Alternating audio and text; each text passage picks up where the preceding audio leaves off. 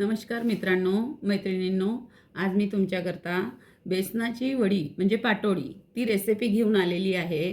माझ्या बऱ्याचशा मैत्रिणींना ही प्रॉब्लेम असते की आपण बेसनाची पाटोडी बनवली की ती तुटते. मग ते काय करतात, ग्रेव्ही वेगळी आणि पाटोडी वेगळी ठेवतात. तर माझी ही पद्धत आज तुम्ही बघा आणि याच्यानंतर घाबरायची गरज नाही आहे. तुम्ही सहजपणे ग्रेव्हीमध्ये पाटोडी घालू शकता. चला तर मग आता आपण रेसिपीला सुरुवात करूया. हे 1 वाटी बेसन आहे. याच्यामध्ये मी हे 1 चम्मच तिखट टाकते आहे लाल, थोडी हळद आणि हा ओवा आहे. याला छान असा हाताने रगडून आणि अगदी थोडं असं मीठ. आता बघा, ज्या वाटीने मी बेसन घेतलं आहे त्याच वाटीने याच्यामध्ये मी पाणी घालणार आहे. 1 वाटी,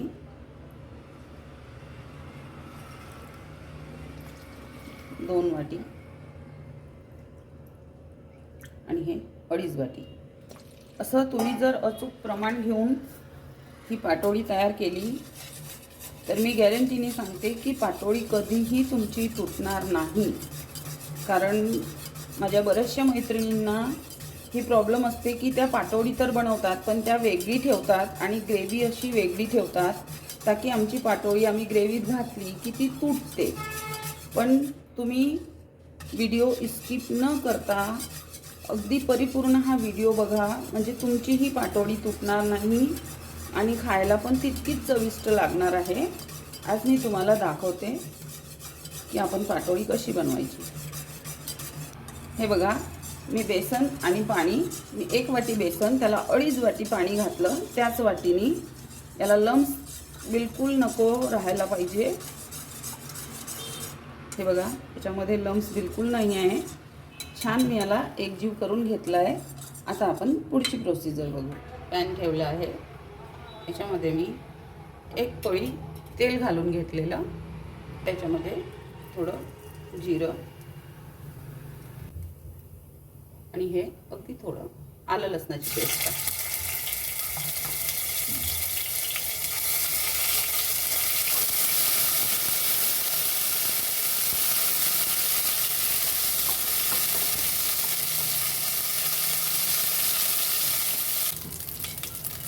आता याच्यामध्ये हे बघा, एकदा परत असं मिळवून घ्यायचं. आता आपलं जिरं झालेलं आहे, आलं लसूण झालेलं आहे. आता त्याच्यामध्ये मी परत 1 वाटी पाणी घालते आहे.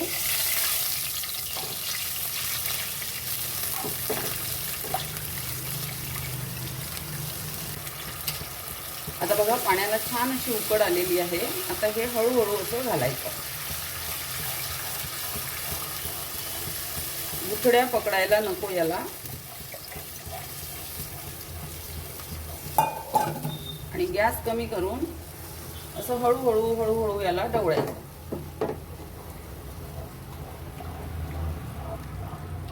आता याच्यामध्ये मी थोडी कोथिंबीर घालते आहे, म्हणजे आपल्या वडीला छान अशी अजून एक चव येणार.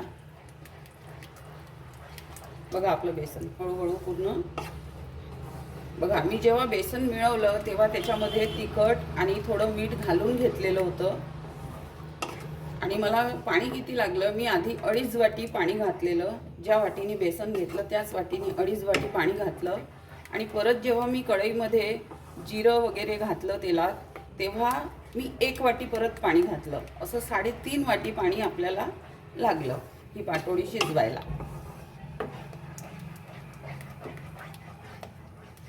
सावजी पद्धतीची पाटोडी आहे. व्हिडिओ पूर्ण बघा म्हणजे तुम्हाला कळेल आणि तुमची पाटोडी ही तुटणार नाही, ही माझी गॅरंटी आहे. तुम्हाला या पद्धतीने बनवा नक्की. हे बघा, आपलं बेसन ना जसं जसं शिजते ना हे, तशी तशी याला एक वेगळी चमक येते. हे बघा, तुम्ही बघू शकता. हे बघा, याला एक वेगळी चमक येते. याला मंद गॅसवरच शिजवायचं, तेव्हाच हे छान असं परिपूर्ण शिजून येते आणि मग आपली वडी तुटत नाही. याचं मेन प्रोसिजर हेच आहे की याला थोडा वेळ लागतो, पण हे असंच शिजवायचं, तेव्हाच आपली वडी छान अशी अप्रतिम बनतो.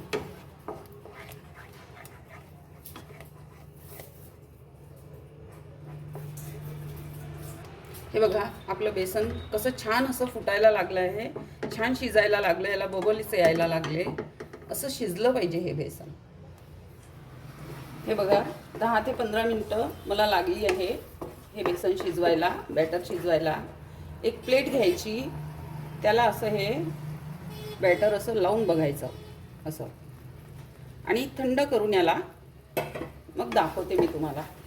जर ते शिजलं असेल तर ते सहजपणे त्याची पापडी निघतो.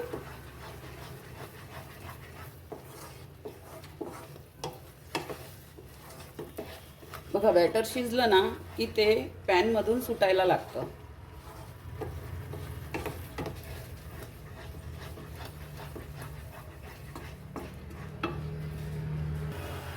हे बघा मी दाखवते तुम्हाला. जर आपलं बॅटर व्यवस्थित शिजलं असेल तर मग हे असं निघतं.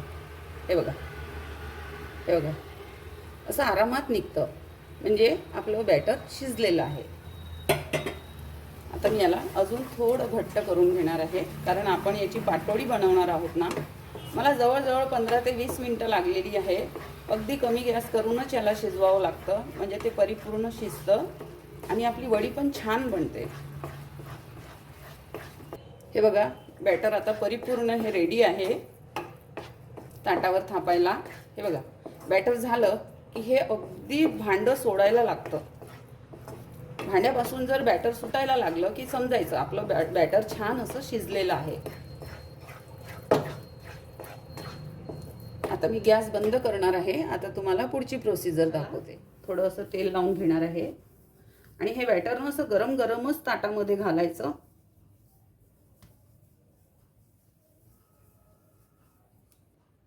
बघा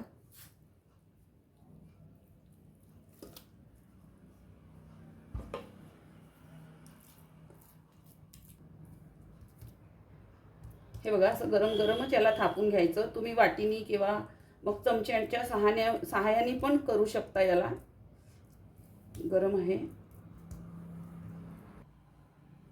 हे बघा मी असं छान एकसारखं याला थापून घेतलेलं आहे. गरम जर वाटलं ना तर मग अशी वाटी घ्यायची, त्याने थापायची. आणखी एक सांगते की आपलं हे बॅटर व्यवस्थित शिजलं किंवा नाही त्याचं प्रमाण असं आहे की जेव्हा आपण याला हाताने थापतोय ना तेव्हा ह्या हाताला चिटकत नाही. हे बघा याचं तेल लागतं पण हे हाताला बेसन लागत नाही. आता हे थंड होतं तोपर्यंत मी ग्रेव्ही करता कांदा भाजून घेणार आहे. मी कांदा भाजून घेत आहे. एक मोठा कांदा असा उभा चिरून घेतलेला आहे. हे बघा कांद्यामध्ये ना थोडं मीठ घालायचं, म्हणजे कांदा लवकर शिजतो. मग थोडंसं असं ते कांदा आपल्याला छान असा लाल भाजायचा आहे.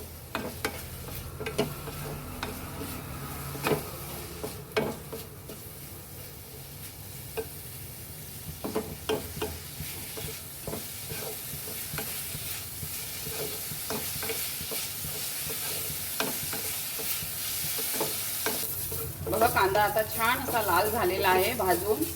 आता याच्यामध्ये हे खोबरं किस घालते आहे 1 वाटी अशी. बघा आता कांदा आपला छान झालेला आहे आणि खोबरं किस सुद्धा भाजून झालेला आहे. आता मी याला थंड करून मिक्सरमधून याची पेस्ट करून घेणार आहे. बघा हे 2 टमाटर आहे, यालाही मी भाजून घेणार आहे. थोडं काय ना टमाटर भाजून घेतलं ना की याची प्युरी खूप छान होतो आणि भाजीला एक खूप छान अशी चव येते.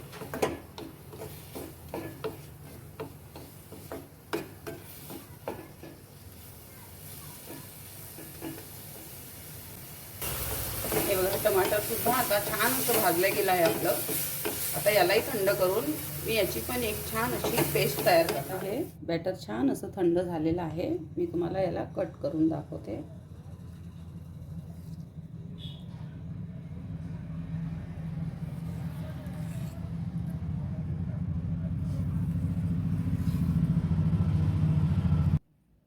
हे बघा मी कट करून घेतले. बघा दाखवते तुम्हाला.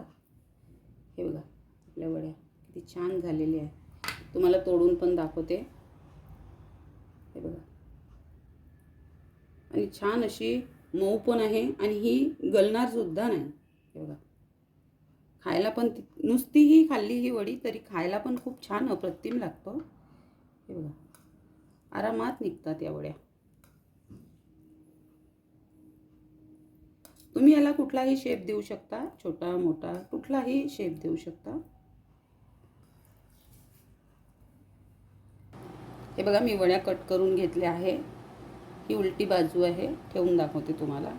ही सीधी बाजू आहे. हे बघा छान झालेल्या आपल्या वड्या. हे बघा, हे बघा छान मस्त अशा मऊ मऊ झालेल्या आहे. पण ह्या तुटणार नाही ग्रेव्हीमध्ये.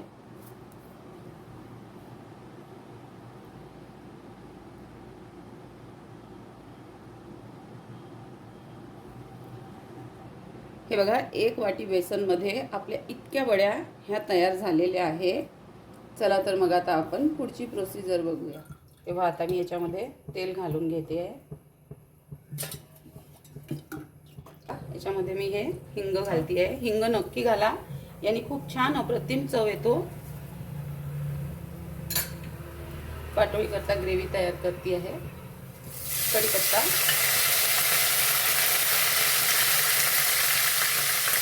कढीपत्ता छान. हे बघा आपलं हिंग, जिरं आणि कढीपत्ता छान झालेला आहे. आता हे कांद्याचं वाटण आहे, कांदा आणि खोबऱ्याचं वाटण.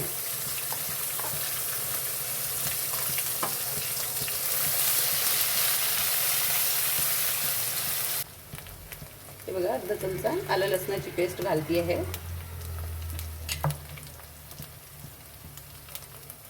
आणि 1 चमचा हिरवी मिरचीची पेस्ट. हिरव्या मिरच्या वाटून घेतलेल्या. छान याला याच्यामध्ये तेलामध्ये छान शिजवून घेऊ.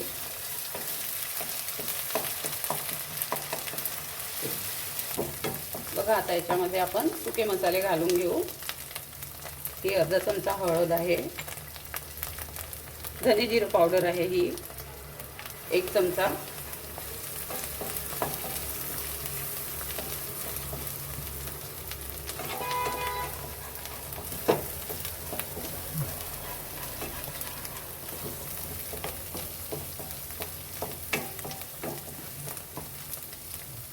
हे 1 चमचा लाल तिखट आहे.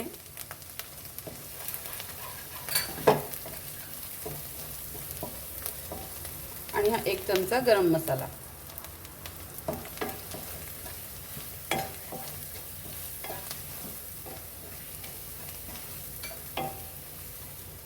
आणि हे 1 चमचा मीठ. 1 चमच्यापेक्षा कमीच आहे, कारण आपण जेव्हा पाटोळी शिजवली ना तेव्हा त्याच्यामध्ये पण अर्धा चमचा मीठ घातलेलं, म्हणून थोडं कमीच घालायचं. आपल्या चवीनुसार घालायचं. पेस्ट ही टमाटरची पेस्ट आहे.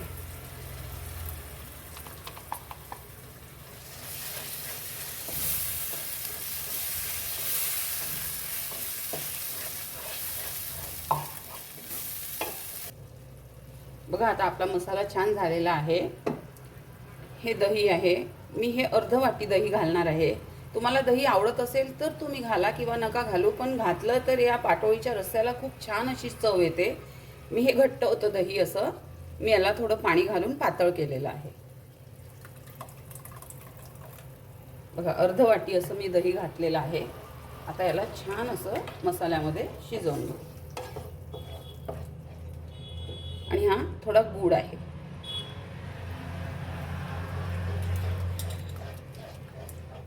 तुम्ही गोड नसाल खात तर साखर घालायची, पण नक्की घाला.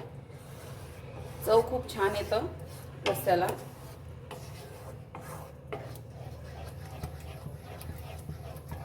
तर दही याच्यामध्ये चांगलं शिजवून घ्यायचं.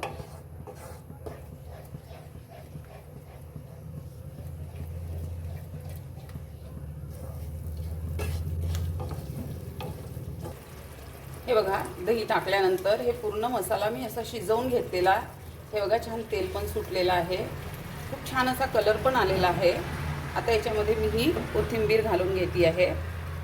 काय होईल ना की याचा छान असा पूर्णपणे फ्लेवर आपल्या ग्रेव्हीला येणार, म्हणून मी याच्यामध्ये आधीच कोथिंबीर घातली आहे.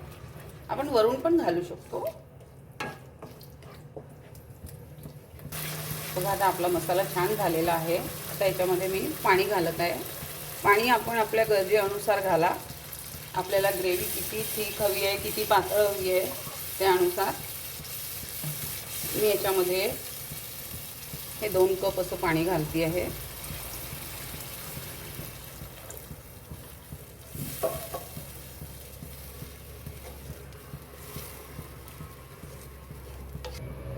बघा आता याच्यामध्ये मी 1 लिटर पाणी घातलं आहे. तुम्ही तुम्हाला आवडेल तितकं घाला, कमी किंवा जास्त घालू शकता. आता मी याच्यावर झाकून घेणार आहे आणि याला छान अशी उकड काढून घेणार आहे. बघा चेक करूया. हे बघा ग्रेव्हीला छान 5-10 मिनटं उकळू द्यायचं. गॅस कमी करून घ्यायची. आधी गॅस फुल ठेवायची. एक उकड आली की मग गॅस कमी करायची आणि 5-10 मिनटं तरी कमीत कमी याला छान अशी उकड काढायची. जर ग्रेव्ही आपली छान कडक उकडली ना की वड्याही तुटत नाही. आता बघा मी गॅस थोडी कमी करते आणि तुम्हाला याच्यामध्ये मी वड्या घालून दाखवते.